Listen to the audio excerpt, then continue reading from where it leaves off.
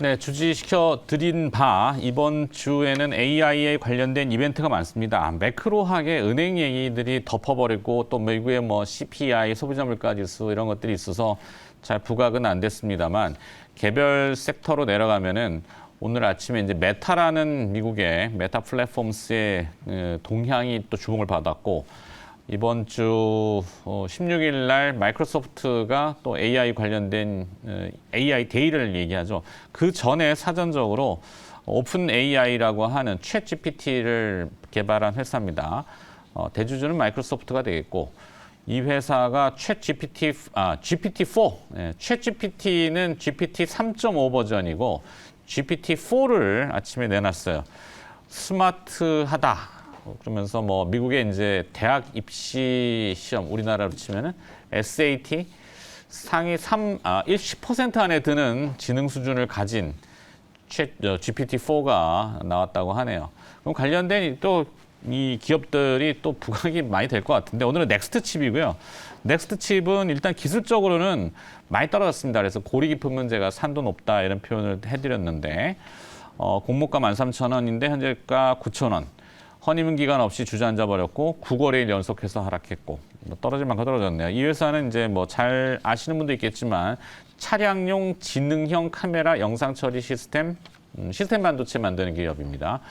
자율주행에 필요한 영상 인식용 시스템 언칩 반도체를 생산하고 있고 국내에서는 유일하게 자율주행을 위한 영상 인식 반도체 기술을 보유하고 있다고 합니다. 물론 다른 회사들도 기술이 많겠지만 이 회사가 가지고 있는 건 이제 주로 전장, 자율주행, 자동으로 발렛 주차, 이렇게 파킹해주는 기능, 그다음 운전자 보조 시스템, 에이다스라고 하는 그쪽에 통합 반도체를 개발했고 굉장히 그 화소수가 선명한 영상 반도체를 올해에 아마 발표를 했을 거예요.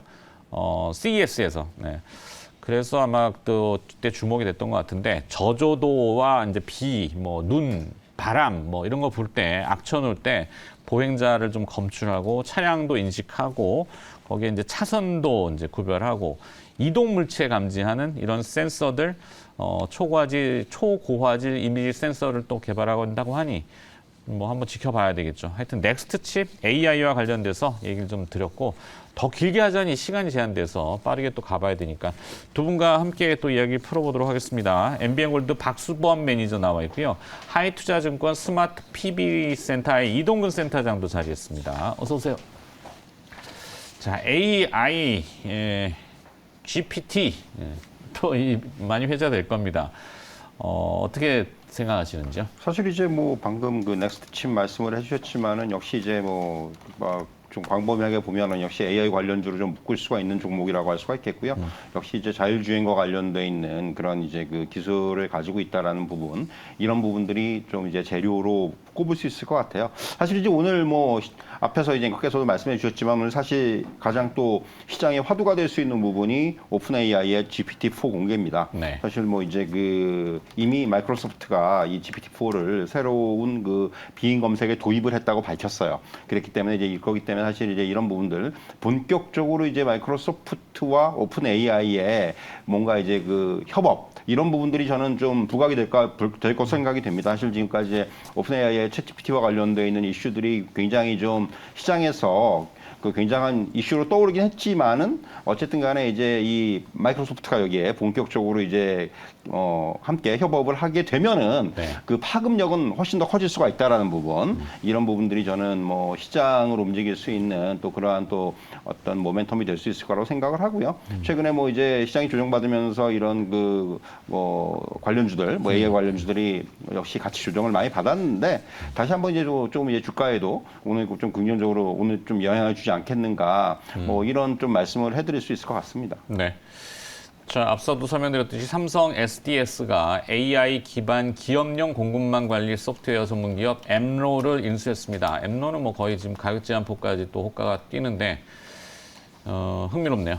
자, 박수범 매니저는 네. 오늘 시장은 어떻게 될 것 같은지? 말씀하신 대로 오늘 AI 쪽에 대한 관심도가 좀 많이 높아질 것으로 보고 있고요. 아무래도 AI 쪽에 관심이 좀 높아진다면, 조금 전에도 말씀을 하신 것처럼, 자율주행 관련 종목이라든지, 그리고 관련된 또 로봇이라든지, 하이테크닉 관련 종목들의 움직임들이 대체적으로 좀 분위기가 좋을 것으로 좀 판단하고 있습니다. 아무튼 이쪽 분야 같은 경우는 어차피 성장주에 대한 기대감이 좀 높아지는 부분들이니까요. 우리 시청자분들도 아침에 좀 관심을 가지면서 대응을 해보시는 것도 좋지 않을까라고 판단합니다. 네. 괜히 빠르게 얘기했죠. 네. 동시효과가 좀 들어오는데, 예. 뭐 특이상 어제 뭐 다 떨어져가지고 그게 명확한 이유는 잘 모르겠어요. 우리나라가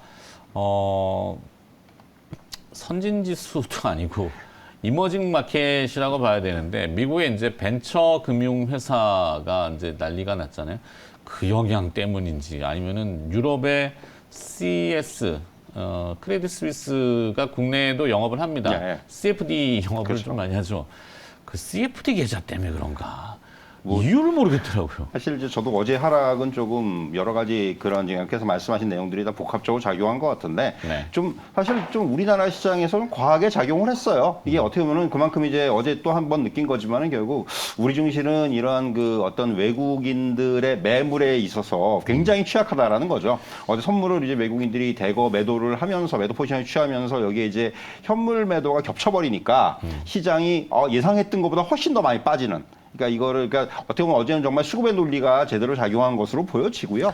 근데 사실 제가 좀 네. 아쉬운 거는 외국인 투자자들의 매매 동향을 저희도 매번 얘기는 그렇죠. 해드리지만 네. 외국인도 지들 외국인을 모른다니까요. 자기들도 모르는 예. 외국인에 대해서 우리는 외국인 그들이 판대.